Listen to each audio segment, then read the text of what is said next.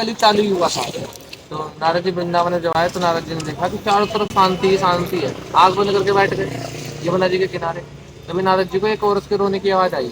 वो औरत जो थी, जो 16 साल की औरत थी। नारद जी ने देखा कि वो औरत है, तो वो औरत की जांघ पे 2 बच्चे लेटे हैं। 2 बच्चे हैं बूढ़े। है वो मतलब दिखने में ऐसे इतने वो उम्र के, लेकिन है बूढ़े वो। और जांघों पे लेटे लेटे हैं वो, बेहोश पड़े हैं। तो नारद जी सोचने लगे, भाई मैं तो एक लंगोटी वाला बाबा, अब मैं औरत के पास जाके अच्छा थोड़ी लगेगा, क्या है कोई क्या कहेगा। लेकिन उस औरत के पास और भी स्त्रियां थी, कई सारी सुंदर सुंदर रानी जैसे कपड़े पहन रखे थे। वो उसे चुप करा दी थी। नारद जी ने कहा, ये तमाशा क्या है?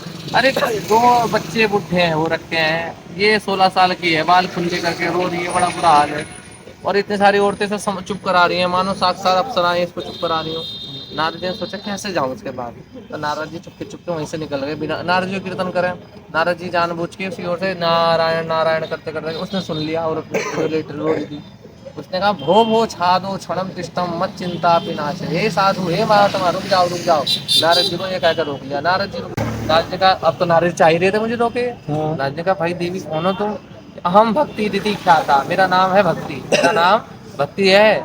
जिस भक्ति के लिए आप और हम डोल रहे हो, वो भक्ति रो रही है वहाँ। अहम भक्ति रीति ख्याता। नारद जी ने कहा, ठीक है तुम तो भक्ति हो, पर ये दोनों बुढ़े आदमी कौन है जो तुम्हारी गोदी में लेटे हैं? तो उसने कहा, अहम भक्ति रीति ख्याता इमो मीति तनयो मतो ज्ञान वैराग्य नामानो काल योगी न जर्जरो। क्या मेरा नारद जी, मैं और कोई नहीं, वही भक्ति हूँ जिसे पाने के लिए दुनिया में लोग घूम रहे हैं, कई कई जन्म बिता रहे हैं। अहम भक्ति रीति ख्याता इमो में तनयो मतो। ये जो दोनों बुढ़े आपको दिख रहे हैं ना नारद जी, जबान संभाल के बोले, माँ है कि मैं इनकी माँ हुई, मेरे दोनों बेटा है ना। क्या नाम है? वही भक्ति के बेटा कौन है? भक्ति के 2 बेटा हैं, ज्ञान और वैराग्य। क्या? ज्ञान और वैराग्य।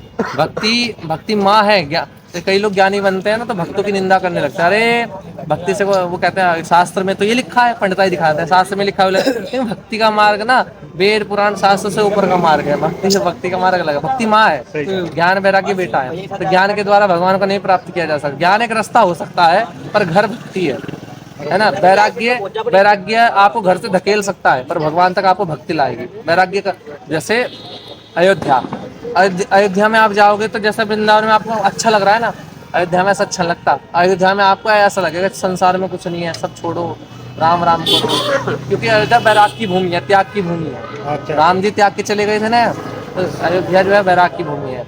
और ज्ञान की भूमि क्या है? काशी। काशी में जाके व्यक्ति को ज्ञान की संस्कृत पढ़नी चाहिए, बच्चों को विद्यालय में डालना चाहिए, अपने सनातन धर्म के ज्ञान देना चाहिए। काशी में जाके भाव आता है। लेकिन वृंदावन में आके क्या भाव आता है कि माला झोली लो, राधे राधे करो, नाचो गाओ झूमो। ये प्रेम की भूमि है, समझिए, भक्ति की भूमि है वहाँ। तो तीनों स्थान का अलग अलग महत्व है, और तीनों के रस अलग हैं। तो कहा कि मेरे दोनों ज्ञान वैराग्य बेटे हैं। अच्छा, नारद जी ने कहा, पर ये अचंभा क्या देख रहा हूँ, आप कहाँ से जन्म हुआ है भक्ति का? पूछा। नारद जी सब जानते हैं, पर लेकिन पूरी पूछे, आपका जन्म कहाँ से हुआ?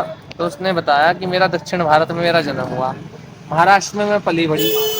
गुजरात में, जब मैं गुजरात में आई, गुर्जर प्रदेश में आई, तब मैं पाखंड ने मुझे घेर लिया। पाखंड ने जब घेर लिया तो भक्ति देवी जब धरती पर आई थी, उस समय भगवान ने, विष्णु ने भक्ति देवी की दासी बनाकर भेजा था मुक्ति को। भक्ति के बेटा है ज्ञान वैराग्य, और भक्ति की जो दासी है, नौकरानी, मुक्ति है। कोई अगर भक्त है ना, उसे मुक्ति भुक्ति के लिए तर्पण श्राद्ध की जरूरत नहीं पड़ती। कई लोग करते हैं ना, भाई श्राद्ध को तर्पण करो, ये हमारे सनातन धर्म के लोकाचार है ना, करना चाहिए।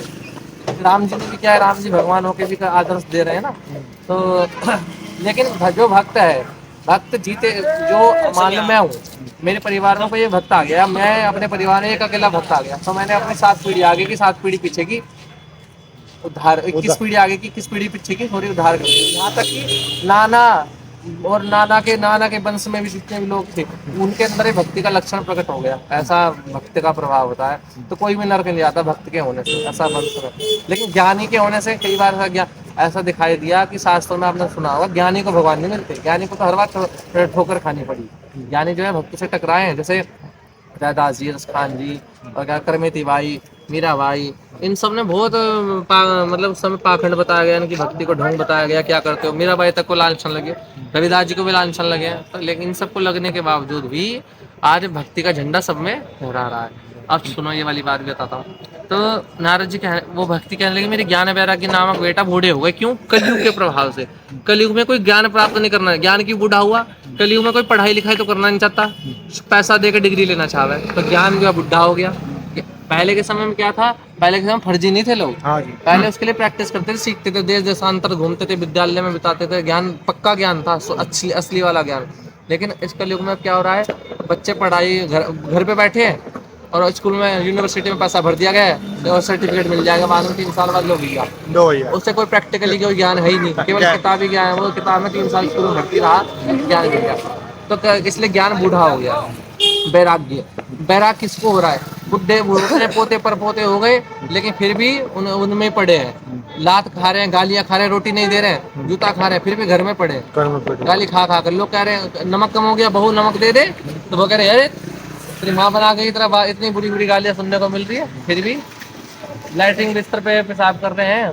बच्चे कह रहे हैं हे भगवान से मर क्यों नहीं जाता, ये क्यों नहीं मर जाता है, हमारी छाती पे हमें खगार खगार के थूकता है, हमारे घर की स्वाभाविक आता है, स्वभाव। लेकिन फिर भी उसे बैराग नहीं आ रहा। इतना सबको गाली खाने के बाद भी उसे भगवान की याद नहीं आ रही है, तो भक्ति भी, तो ज्ञान वैराग्य दोनों बूढ़े हो गए हैं। बोले।